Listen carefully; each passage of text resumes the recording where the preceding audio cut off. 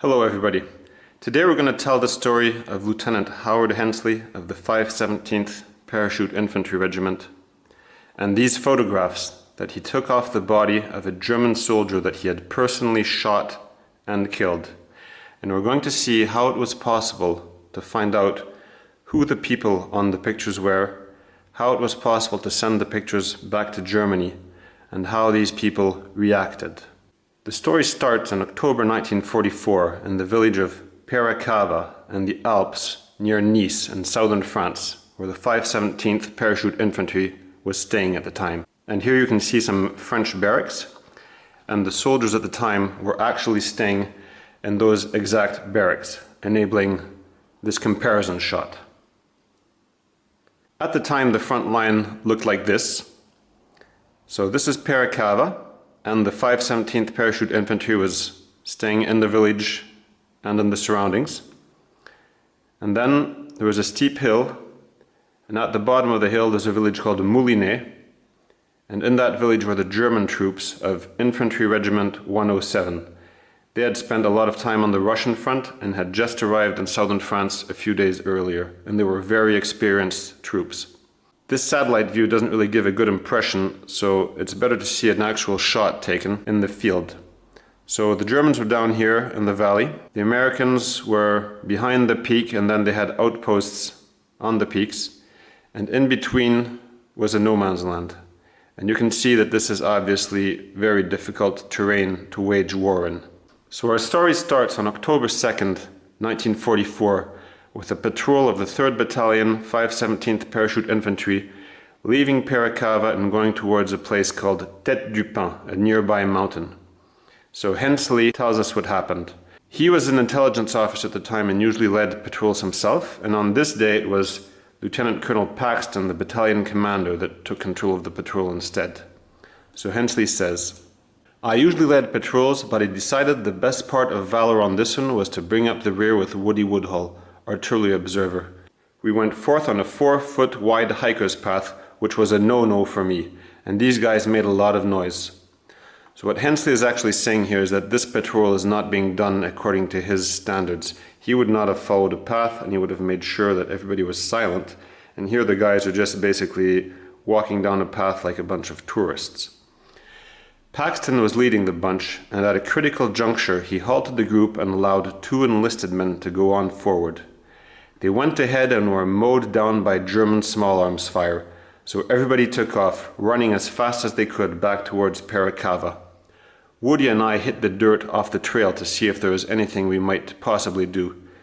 The German machine guns were firing right up the trail.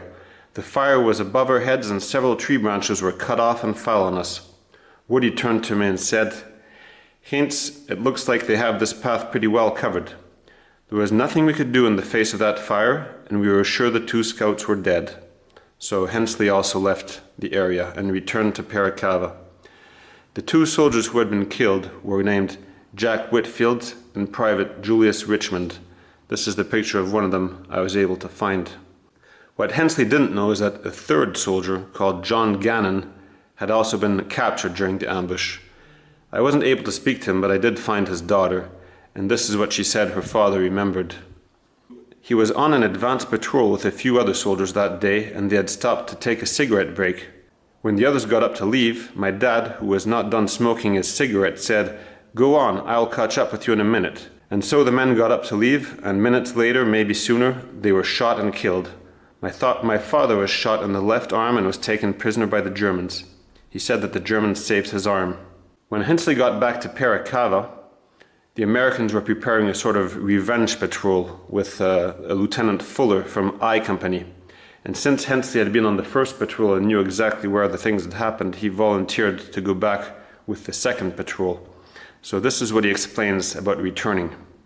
"After we were out of sight on the trail, I told Fuller we should cross over the ridge until we were past the ambush, then hit the Germans from the rear."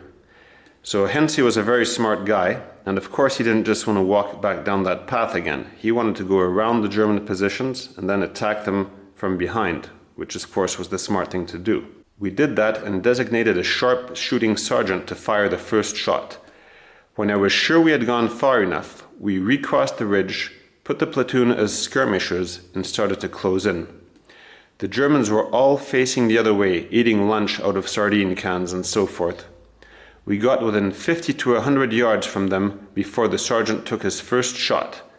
The firefight was tense and must have lasted at least a half hour. When the fire came from many angles, all the Germans but one realized the jig was up. We could hear people groaning and one thing another, and we had no casualties at all. So I yelled, "Handen hoch," which means hands up. And all the Germans but one came up with their hands up. But then there was a German non-commissioned officer in the bush that had a machine gun, and he would start firing at us, and the other Germans would hit the dirt. This happened 2 or 3 times. I told Woodhull, "Woody, somebody's got to knock that guy off." And so he and I crawled forward to get the diehard. When the German non-commissioned officer was shooting his machine gun, I could see the leaves of the bush vibrating, so I knew pretty much right where he was. But they had smokeless ammunition, which we didn't.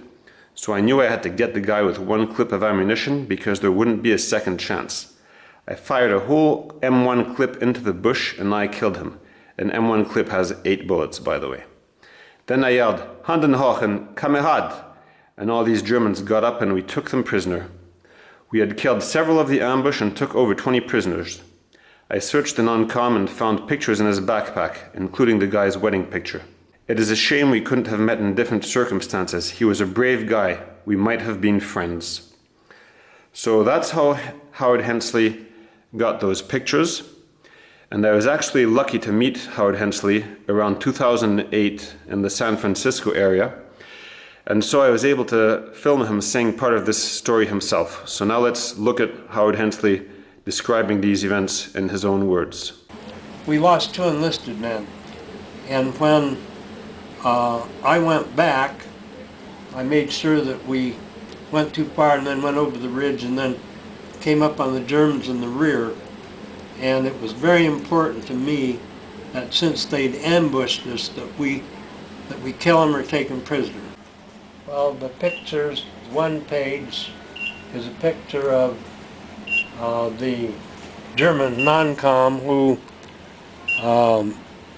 when I told them hand and hope, all the rest of the enlisted men would come up with their hands up, then this guy would fire his machine gun at us, and that of course then they'd go down their holes, and so I worked forward on my belly until I could see the bush vibrate where he was firing from, and I put a whole M1 clip into the bush, and I got him several times. And then afterwards I searched the body. At that point, when he was dead, all the rest of these other Germans gave up. Germans, Polish, or whatever they were.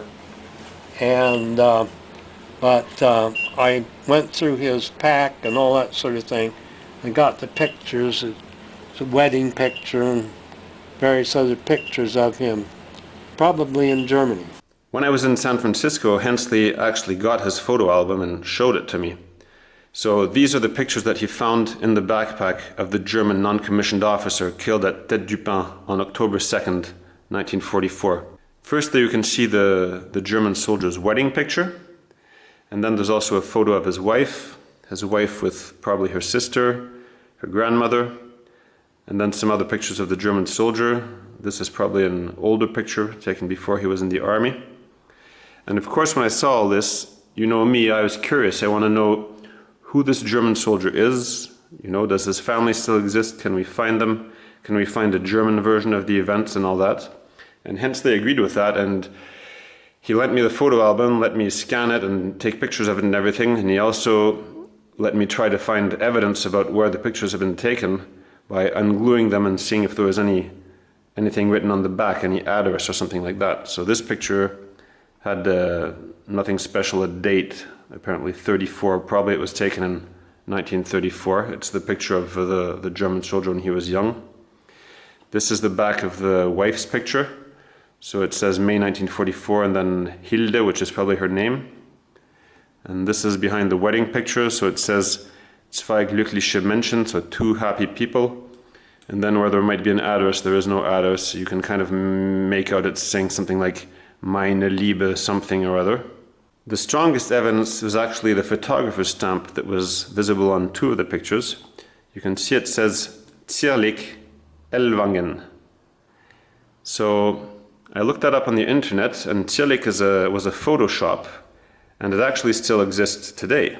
So I sent them the information about Hensley and the pictures, and they replied, but they said that unfortunately their archive had been destroyed by a flood years earlier, so they weren't able to know who the people in these pictures were. And I also contacted the town hall in Ellwangen. This was in 2008, and they said they didn't know who the people were, but they would contact the newspaper and try to find out. But then nothing happened out of this. So then the research was stalled for several years until 2012, when I noticed that on the German War Graves Commission website, it was now possible to search for people without knowing their name, but also just by knowing their location of birth. So I tried looking for somebody born in Ellwangen and who would have died in 1944. There weren't very many results, so I just clicked on all the potential ones. I knew the patrol had happened in September, October 1944, and a few minutes were enough to find a possible match. You see, this guy here called Georg Rieck, he was born in Ellwangen and he died near Bray. And Bray is in southern France, near Parachute, and it's the town that was being used as a cemetery for the Germans at the time. So I wrote back to the town hall in Ellwangen, and I said that this time I was 99% sure that the person on the picture was Feldwebel Georg Rieck, and I asked if any family was still around and stuff. And to be perfectly honest, I was kind of stressed when I did this. I didn't know what was going to happen, you know. This was like opening Pandora's box. Let's imagine I do find the family. What am I going to tell them? Oh, you know, I'm in contact with the American soldier who shot your father, who shot your grandfather. How are they going to react, you know? Are they going to react nicely, or are they going to go crazy? So I was quite worried, but my usual principle when I do research is, let's try doing the research, and then we'll deal with whatever happens afterwards. It might not be a very intelligent way of dealing with research, I'm not sure. Anyway, so I sent the letter out, and then things just got out of my hands immediately, because they did manage to find a family, but the family didn't even write back to me. The grandson of Georg Rieck, the killed soldier, the grandson whose name is also Georg Rieck, by the way, he just looked up Hensley on Google, found his email address, and wrote to him directly, without even going through me. And he said, "Thank you so much for the photographs of my grandfather you gave to John Gascent. Today they were sent to me from the city hall in Ellwangen, where my grandfather lived." And the grandson had visited the grandfather's grave in France just the year before, so you can see that he was obviously interested in his grandfather's story. And then Hensley and Rieck exchanged a bunch of emails, and by the way, you can see how amazing it is that Hensley, who was 80-something at the time, was writing emails to people regularly. He was an extremely smart person, extremely talented person. So Rieck sent him more emails, and this email is very significant here. You see, he says to Mr. Hensley, "It's very important for me that you know this. Nobody in my family, especially my father and I, have any bad or angry thoughts and feelings towards you. I think in a war it is not time for discussions. Decisions are made under pressure. Who pulls the trigger first, you or me? I can comprehend that. The war that Germany started was wrong.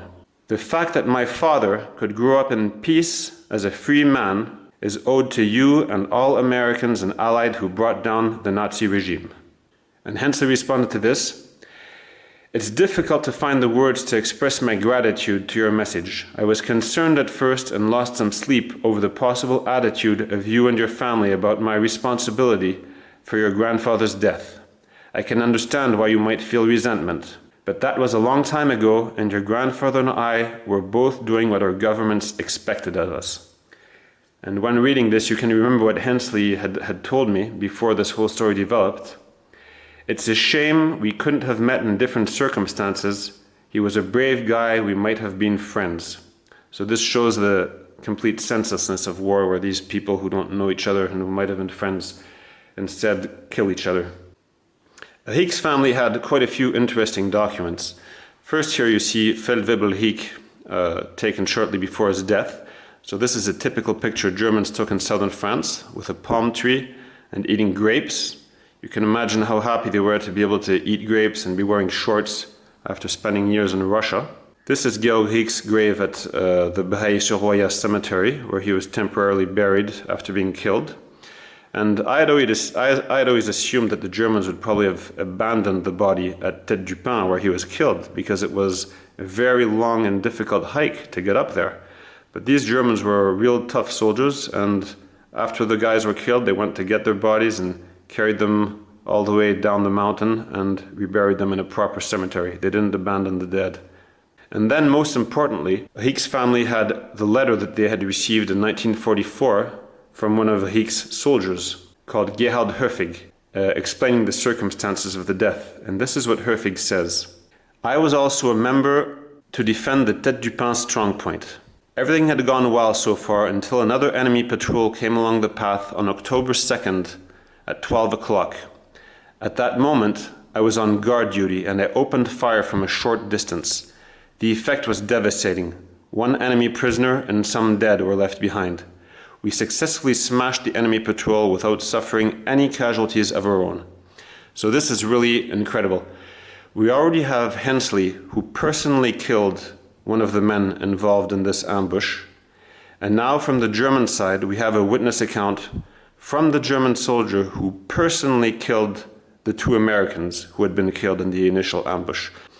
So we continue. Hereupon Herr Feldwebel, so he always says Herr Feldwebel to speak about his non-commissioned officer Georg Riek. Hereupon Herr Feldwebel appeared amongst us immediately and inquired about what had happened. He was very pleased that a section from his platoon had once again chalked up a proud success. He now arranged to have another section come up the hill. A few more hours passed. The other section arrived between 4 and 5 o'clock. Just as Herr Feldwebel was briefing the section, the enemy attack took place. We fought back at once and opened fire. A tough encounter developed, and that is where I was put out of action by a twist of fate. I was wounded in the buttocks by a bullet. I kept on firing, and at one point Herr Feldwebel appeared to my right. I shouted out to him that I was wounded. He immediately came to me and took the MG from me. The battle, nonetheless, didn't lose any of its intensity. Herr Feldwebel continued firing on and on with the machine gun, allowing me to move back in order to get bandaged up. Words cannot describe how greatly thankful and in debt I am to Herr Feldwebel. I can still see Herr Feldwebel's ghost in front of me, taking the machine gun from me and resuming the battle. Up until now I could describe to you what I personally saw. I am writing the rest to you based on what I was told by my comrades. After changing positions with the machine gun numerous times, his sad fate reached him in a bush he was firing from. He met his hero's death with a headshot that killed him immediately. In the tough battle for the strong point, the company lost 3 men, the best in the company. 3 other men were wounded. It's very interesting, of course, to compare this German version with the version that Howard Hensleigh remembered of the very same encounter. And the final piece of the puzzle that I was able to find regarding this ambush, I found in Washington in the National Archives. So I found the prisoner of war report for the 517th of October 3rd, 1944. And you can see that they actually captured 2 soldiers, Wenzel Hoch and Karl Hechler. So this is where Hensleigh's memory was not so good. He said they captured about 20 Germans. Actually, there were only 2 who were captured. And from the German account, we can see that some Germans definitely managed to escape, since even the wounded guy managed to escape. What's neat here is that they say that the 2 German prisoners are exceptionally dull. I don't know if they were really dull or if they just managed to simulate being dull. And Hensley had told me that he hadn't only kept the pictures of the German, he also told me he had kept a diary from the German he had shot, but he wasn't able to find it. And then when I found this document, actually what happened is that Hensley gave the diary to Lieutenant Niler, one of the intelligence officers, and so the diary was actually retranscribed at the time. So here you see we have excerpts from the diary of Feldwebel Georg Riek. So first neat thing, on August 30th, it explains that Hoch was caught sleeping. So Hoch is one of the 2 guys who the Americans captured during the ambush. Maybe being in the ambush area was part of his punishment for sleeping. And then we reached the date of October 2nd, and these are the last things that Ric ever wrote in his diary. 1 prisoner and 2 dead Americans at Tête du Pin. He couldn't imagine that he would be the next to be killed shortly afterwards in the revenge patrol for this. The last question remaining is one that Ric's grandson had. He said, he must have known that the war was lost. Why didn't he give up? Nobody will answer that question. And as last thoughts about these 2 ambushes, Julius Richmond, at the time he was killed, had a daughter who was a few months old who he never saw. And Georg Ric, his wife was pregnant, and she gave birth a few months after he was killed. So 2 of these guys died without ever having seen their children. And when I was doing this research around 2010, 2012, for most of us this was just ancient history. But for the children of these people, October 2nd, 1944 was the day that their fathers were killed in this remote mountain in southern France. So I hope you found all this interesting. This story, as well as many similar stories, can be found in my book about the liberation of southern France called Autopsy of a Battle. And if you're interested in getting some help for research or something, you can contact me at the email address shown here. I wish you all a good day.